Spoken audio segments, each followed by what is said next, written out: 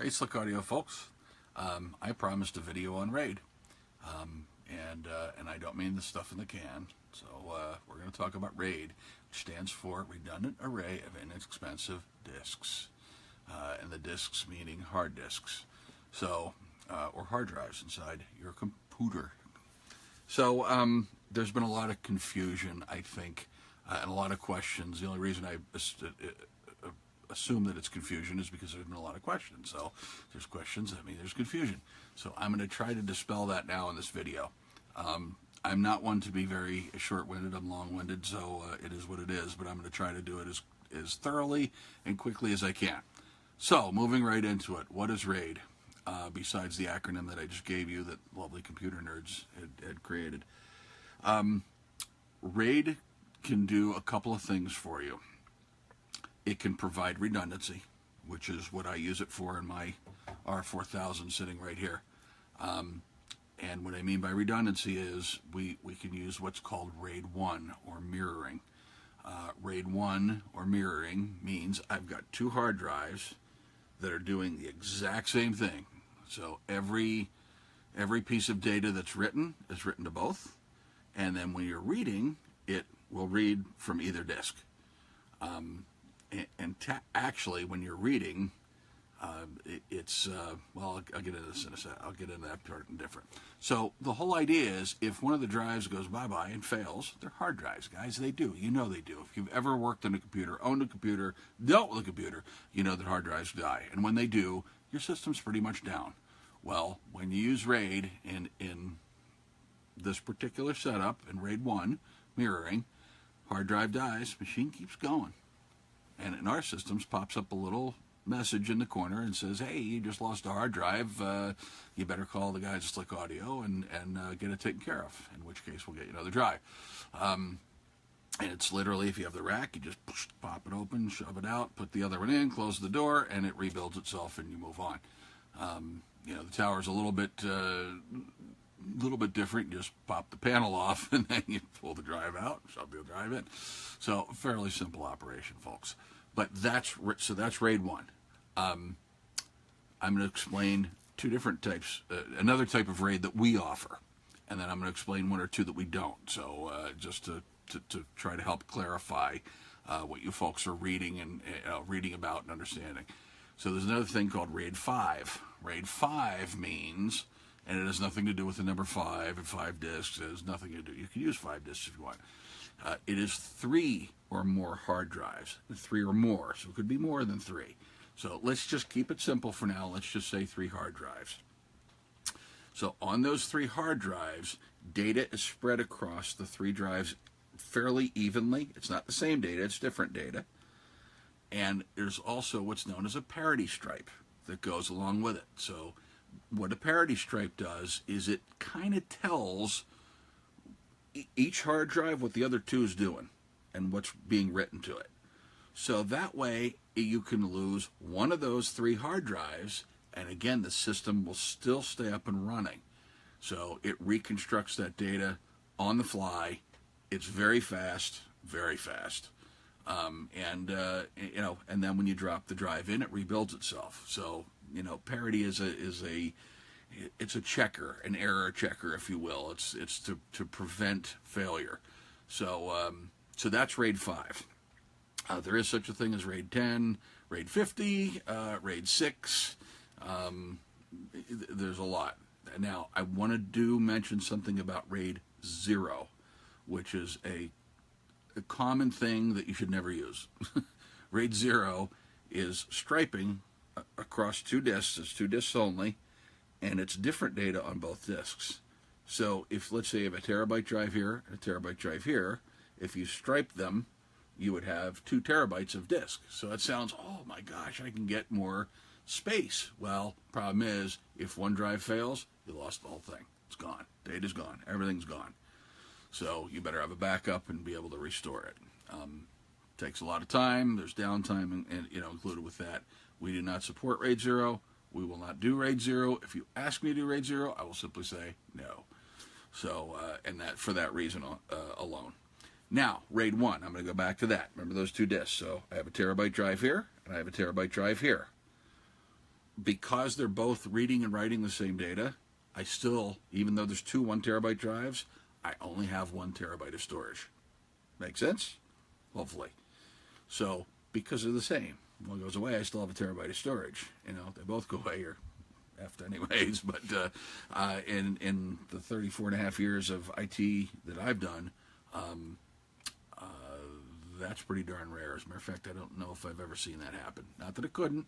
You know, you drop the box on the floor while it's running, chances are you're going to lose everything. Although if they're SSDs, you may not. Actually, if they're in our cases, you may not. So those things I've seen take some serious bounces. Our own stuff when we're moving it and setting it up, and we've dropped them and the like, and we plug them in and turn them on, and they fire right up. But anyway, so that's RAID 1.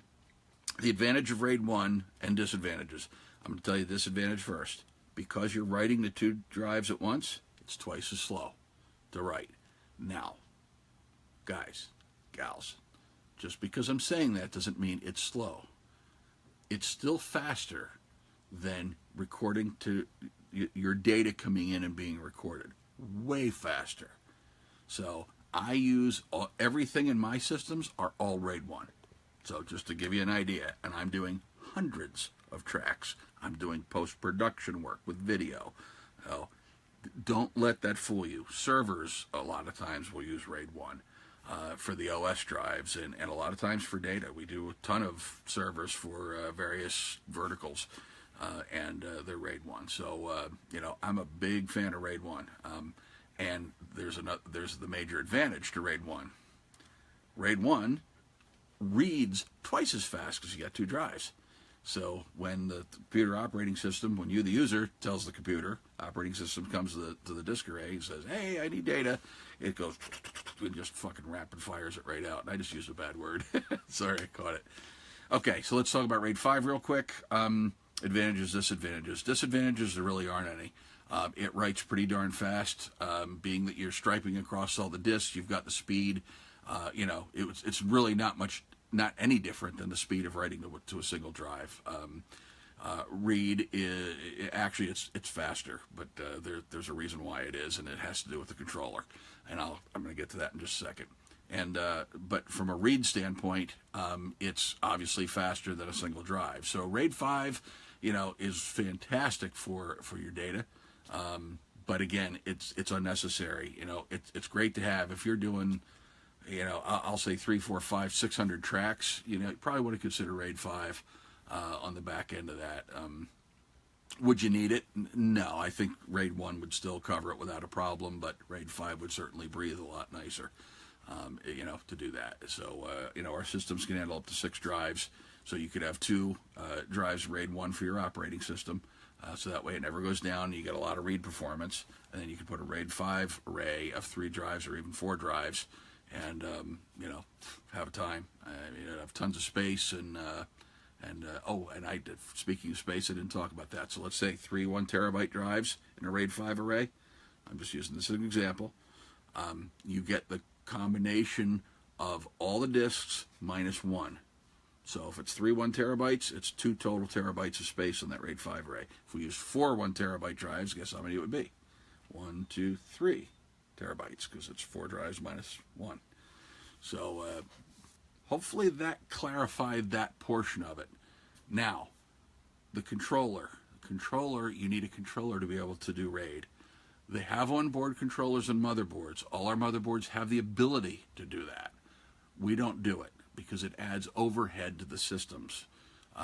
Inside the system, there's a lot of clockwork going on, if you will. In other words, the CPU has to take an instruction. Computers are stupid things, all right? They do things one at a time, or a couple instructions at a time, in the case of some of the newer CPUs. But they're still very serial in nature. So an instruction, you know, is a teeny tiny little piece. And there are thousands, tens of thousands, hundreds of thousands of instructions, even to get a program opened or, you know, or files written to a disk.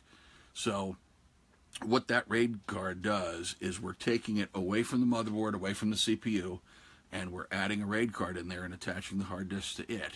So the RAID card is handling all that I/O and all those write operations and read operations. That way the computer, the CPU, only has to go and say, hey, RAID card, I need da da da da da, and the RAID card does the rest. CPU is off doing what it needs to do, process audio. So that's why we separate and use RAID cards when we do a system with RAID. Capiche? So now, one last piece with the RAID card. We have an optional battery-backed cache module. What that means is, remember, this RAID card now is taking this data from the computer and it's kind of dealing with everything with the hard drives on its own. If you have a sudden power outage and your system is not on a UPS, as in a battery backup, uninterruptible power supply, you will lose data. Whatever data was in cache but not written to the disk yet is going to be lost. So you could have corrupted files, etc. If you add the battery write back cache module, so that battery will then make sure that that data is held, so when the system does regain power, it will quick flush and write that data to disk, and it will hold it for days and weeks and months on end if need be. So if you don't want to lose data, I'd recommend you add that. And it does actually add to performance just a hair. There's another little component in there. But anyways, I don't want to muddy the waters with any more. So, do you need RAID? No, not necessarily. It depends on your needs. If you're doing a super high performance system, absolutely should have RAID. If you're doing post-production work, I would recommend RAID. I think it's a smart thing to do. You're dealing with video now as well as audio. So you've got high bandwidth usage. You want to try to free up that CPU as much as possible. If you're doing 50, 60, 70 tracks, maybe only writing 8 at a clip, 12 at a clip, 16 at a clip, you don't need it. It would be overkill at that point. So our 5000 series, guys, the dual processor machines, comes with it. You don't have an option to take it out. So we figure if you need two Xeon processors to do work, you probably need the RAID card too. That's a real workhorse. That thing will just chunk ungodly amounts of tracks and video. The 4000 series, it's optional. So there you can get all the horsepower in a single CPU version of the 5000. They're basically identical machines, only one's, well, not really, but sort of, kind of. Configuration-wise, they're very similar to one another. Let's put it that way.